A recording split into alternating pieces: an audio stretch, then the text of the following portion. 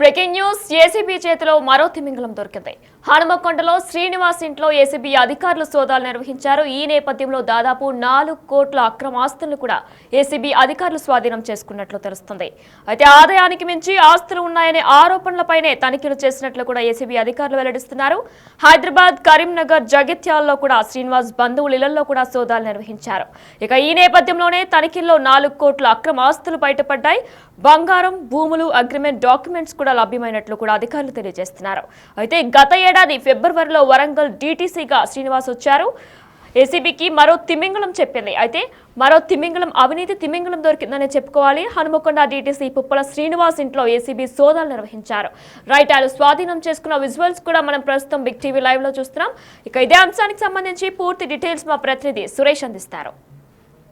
ACB అధికారులు మరో అవినీతి తిమింగలాన్ని పట్టుకోవడం జరిగింది. నిన్న ఆదాయం మించిన ఆస్తుల కేసులో హన్మకొండతో పాటు మరొక 5 చోట్ల ట్రాన్స్పోర్ట్ డిప్యూటీ కమిషనర్ శ్రీనివాస్ ఇంట్లో సోదాలు చేయడం జరిగింది. ఆయన ఇంటితో పాటు ఆయన బంధువులు, ఆయన స్నేహితులు కలిపి 5 చోట్ల సోదాలు చేశారు. ఈ సోదాల్లో గవర్నమెంట్ వాల్యూ ప్రకారమే 4 కోట్ల విలువైన ఆస్తులని గుర్తించడం జరిగింది. 15 ఎకరాల అగ్రికల్చర్ ల్యాండ్, 16 ఓపెన్ ప్లాట్లు, 3 ఇండ్లు, 3 కార్లు, 1 2 వీలరు, అదేవిధంగా కేజీన్నరకు పైగా బంగారం, మిగతా బ్యాంకు బ్యాలెన్స్తో పాటు విదేశీ సంబంధించిన లిక్కర్ని కూడా ఆయన ఇంట్లో 5 లక్షల విలువైన లిక్కర్ని స్వాధీనం చేసుకోవడం జరిగింది. ఆదాయానికి మించి ఆస్తులు కలిగి ఉన్నాడనే ఆరోపణలు రావడంతో ఏసీబీ పక్కా సమాచారం సేకరించి నిన్న ఏకకాలంలో సోదాలు చేయడం జరిగింది. సోదాల్లో కళ్ళు చెదిరే విధంగా ఆయన ఆస్తులు బయటపడ్డాయి. దాదాపు గవర్నమెంట్ వాల్యూ ప్రకారమే 4 కోట్లు అంటే ఓపెన్ మార్కెట్లో దాదాపు 50 కోట్ల వరకు ఆస్తుల విలువ ఉంటుంది. ఇంకా ఆయనకు సంబంధించి ఆస్తులు ఎక్కడెక్కడ కూడబెట్టాడో, ఆయన బినామీలు ఎవరున్నారనే దానిపైన కూడా ప్రస్తుతం ఏసీబీ అధికారులు ఆరా తీస్తున్నారు.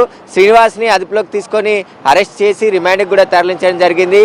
ఆయన బినామీలు ఇంకెవరున్నారు, ఆయన గతంలో పనిచేసిన ప్లేస్లో ఎక్కడైనా బినామీలు ఉన్నారనే దానిపై కూడా ఏసీబీ అధికారులు ఆరా తీస్తున్నారు. అయితే ఆదాయానికి మించి ఆయనపై ఆస్తులు ఉన్నాయని చెప్పేసి కూడా ఏసీబీకి సమాచారం రావడంతో పక్కా సమాచారంతో నెల రోజులుగా మొత్తం ఆధారాలు సేకరించి నిన్న ఏకకాలంలో సోదాలు చేయడం జరిగింది. ఈ సోదాల్లో శ్రీనివాస్కి సంబంధించి అనేక ఆస్తులను గుర్తించడం జరిగింది. కాబట్టి ఆస్తులన్నిటిని కూడా సీజ్ చేసి ఆ డాక్యుమెంట్లని, విలువైన డాక్యుమెంట్లని ఇటు హైదరాబాద్తో పాటు హన్మకొండ మరికొన్ని చోట్ల కూడా 5 ప్లేసుల్లో సోదాలు చేశారు. ఆయన బంధువులు, ఆయన స్నేహితుల ఇళ్లలో కూడా కీలకమైన కొన్ని డాక్యుమెంట్లను కూడా స్వాధీనం చేసుకోవడం జరిగింది.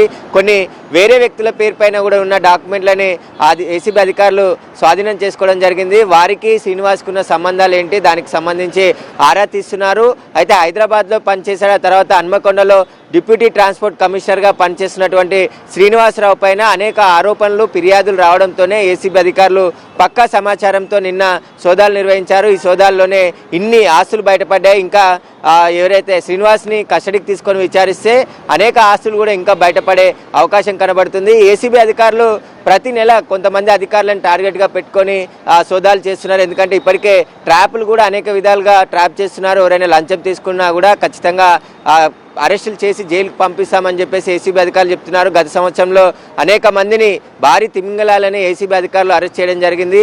నిన్న శ్రీనివాస్ని కూడా ఏకకాలంలో సోదాలు చేయడంతో ఇంత పెద్ద ఎత్తున భారీగా ఆస్తులు కూడబెట్టినట్టు ఏసీబీ సోదాల్లో బయటపడింది. ఇంకా ఆయనకు సంబంధించిన బినామీల పైన కూడా ఆరా తీస్తున్నారు. ప్రస్తుతం అయితే శ్రీనివాస్ని అరెస్ట్ చేసి ఏసీబీ అధికారులు రిమాండ్కి తరలించడం జరిగింది. కస్టడీకి తీసుకున్న తర్వాత ఆయనకి సంబంధించిన ఏమైనా లాకర్స్ ఉన్నాయా, బ్యాంక్ లాకర్స్తో పాటు మరికొన్ని వివరాలు కూడా సేకరించే అవకాశం కనబడుతుంది. ఆయన ఇంట్లో కేజీన్నరకు పైగా బంగారం కూడా స్వాధీనం చేసుకోవడం జరిగింది. ఆ బంగారం అంతా శ్రీనివాస్కి సంబంధించిందిగా ఏసీబీ అధికారులు గుర్తించారు.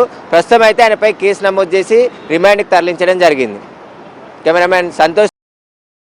ఏసీబీకి మరో అవినీతి తిమింగలం చిక్కింది. హనుమకొండ డీటీసీ పుప్పల శ్రీనివాస్ ఇంట్లో ఏసీబీ సోదాలు నిర్వహించారు.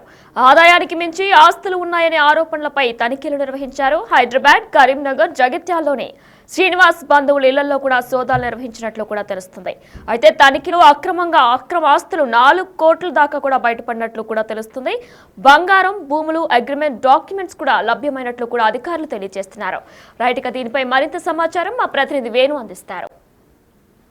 లంచగొండి అవినీతి అధికారుల భరతం పడుతున్న తెలంగాణ ఏసీబీ తాజాగా రెడ్ హ్యాండెడ్గా నమోదవుతున్న కేసులతో పాటుగా డిస్ప్రపోర్షన్ ఆఫ్ అసెట్స్ కేసు, అదేవిధంగా క్రిమినల్ మిస్కండక్ట్ కింద కూడా కేసులు నమోదు చేస్తున్న పరిస్థితి. ఇక తాజాగా వరంగల్ జిల్లాపైనే ఏసీబీ కేసులు ఫోకస్ చేయడం, ఇక్కడనే భారీగా కేసులు కూడా నమోదవుతున్న పరిస్థితి. ఇక జనవరి నెలలో తెలంగాణ వ్యాప్తంగా మొత్తంగా 19 కేసులు ఏసీబీ నమోదు చేస్తే అందులోపల 10 ట్రాప్ కేసులు, ఒక డిస్ప్రపోర్షన్ ఆఫ్ అసెట్స్ కేసు, అదేవిధంగా 3 క్రిమినల్ మిస్కండక్ట్, 3 రెగ్యులర్ కేసులు, 3 డిస్క్రిట్ ఎంక్వైరీకి సంబంధించిన కేసులు నమోదయ్యాయి. ఇక గత 6 నెలల నుంచి చూసుకుంటే ఉమ్మడి వరంగల్ జిల్లా లోపల పరకాల సబ్ రిజిస్ట్రార్ సునీతకు సంబంధించి 80,000 లంచం తీసుకుండగా రెడ్ హ్యాండెడ్గా పట్టుకున్నారు. ఆ సమయం లోపల తనకు డాక్యుమెంట్ రైటర్ ద్వారా 80,000 రూపాయలు ఒక రిజిస్ట్రేషన్ కోసం ఆమె డిమాండ్ చేయగా రెడ్ హ్యాండెడ్గా 80,000 రూపాయలు రైటర్ ద్వారా తీసుకున్నటువంటి క్రమం లోపల సునీతను కూడా అరెస్ట్ చేశారు. ఇది సబ్ రిజిస్ట్రార్ అరెస్ట్తో కూడా పూర్తిగా సబ్ రిజిస్ట్రార్ వర్గాల లోపల కలకలం అయితే రేపింది. ఆ తర్వాత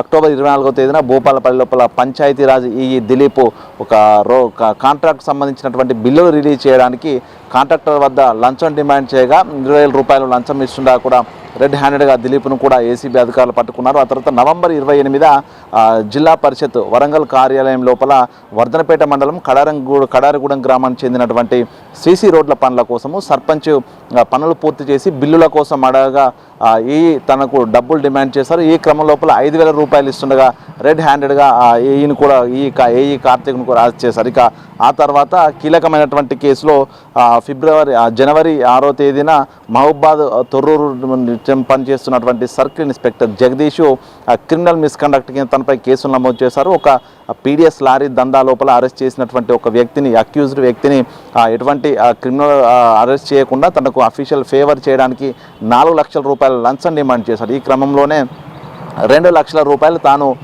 ఆన్లైన్ ట్రాన్సాక్షన్ ద్వారా ఓ థర్డ్ పర్సన్కు తను అమౌంట్ కూడా తీసుకోవడం జరిగింది. మరో 2 లక్షల కోసం వేధింపులకు గురి చేస్తుండడంతో బాధితుడు ఏసీబీని ఆశ్రయించగా క్రిమినల్ మిస్కండక్ట్ కింద కేసు నమోదు చేసిన ఏసీబీ అధికారులు తనకు సంబంధించినటువంటి ఆన్లైన్ ట్రాన్సాక్షన్స్, అదేవిధంగా తన కార్యాలయం లోపల ఉన్నటువంటి శోధనలు నిర్వహించి సర్కిల్ ఇన్స్పెక్టర్ జగదీష్ను క్రిమినల్ మిస్కండక్ట్ కింద అరెస్ట్ చేసి తనకు సంబంధించినటువంటి డేటా అంతా కూడా సేకరించి రిమాండ్ కూడా తరలించారు. ఇక ఆ తర్వాత కీలకమైన కేసుగా పరిగణిస్తున్నటువంటి డిటిసి డిప్యూటీ ట్రాన్స్పోర్ట్ కమిషనర్గా ఉన్నటువంటి పుప్పాల శ్రీనివాస్ నిన్ననే తన ఇంట్లోపల సోదాలు నిర్వహించారు. తనతో పాటుగా తన స్వగ్రామైనటువంటి జగిత్యాల, తన సొంత ఇంట్లోనూ, తన బంధువుల ఇల్లు హైదరాబాద్, జగిత్యాల మొత్తంగా 6 ప్రదేశాల లోపల సర్చెస్ నిర్వహించినటువంటి ఏసీబీ అధికారులు కీలక డాక్యుమెంట్లు, భారీ స్థాయి లోపల ఓపెన్ ప్లాట్లకు సంబంధించిన డాక్యుమెంట్లు, స్థిర చరాస్తులు, బంగారు నగలకు సంబంధించిన డాక్యుమెంట్లతో పూర్తిగా తనకు సంబంధించినటువంటి ఈ యొక్క అక్రమ ఆస్తులు భారీగా ఉన్నట్లు కూడా గుర్తించారు. దాంతో డిటిసి ప్రస్తుతం శ్రీనివాస్ను కూడా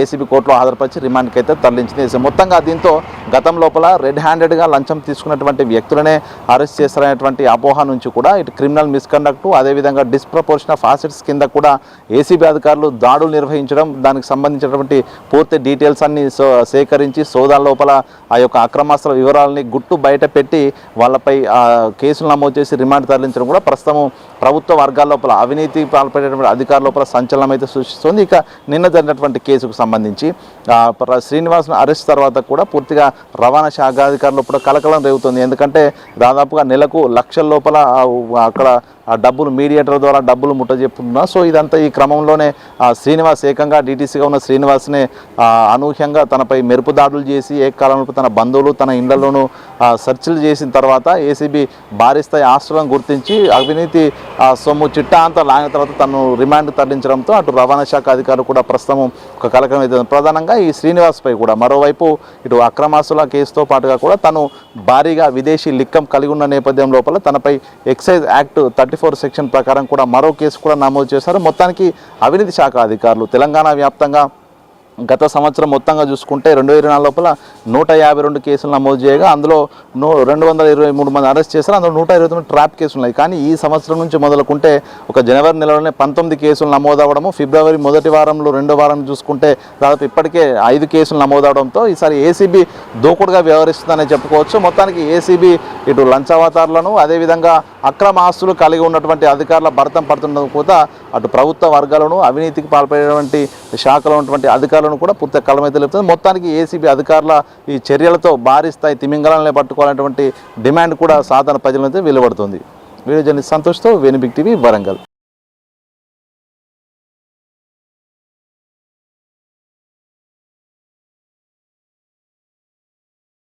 హనుమకొండ డీటీసీ పుప్పల శ్రీనివాస్ ఇంట్లో ఏసీబీ సోదాలు నిర్వహించారు. ఆదాయానికి మించి ఆస్తులు ఉన్నాయనే ఆరోపణలపై తనిఖీలు నిర్వహించినట్లు కూడా తెలుస్తుంది.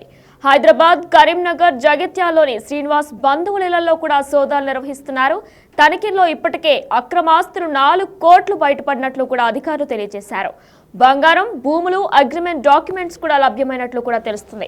ప్రస్తుతం ఏసీబీ అధికారులు స్వాధీనం చేసుకున్న అన్ని విలువైన వస్తువులను కూడా మనం ప్రజెంట్ బిగ్ టీవీ లైవ్ లో విజువల్స్ చూస్తున్నాం. అయితే గత ఏడాది ఫిబ్రవరిలో వరంగల్ డీటీసీగా శ్రీనివాస్ వచ్చినట్లు కూడా అధికారులు గుర్తించారు. అయితే ఏసీబీకి మరొక అవినీతి తిమింగలం చిక్కింది.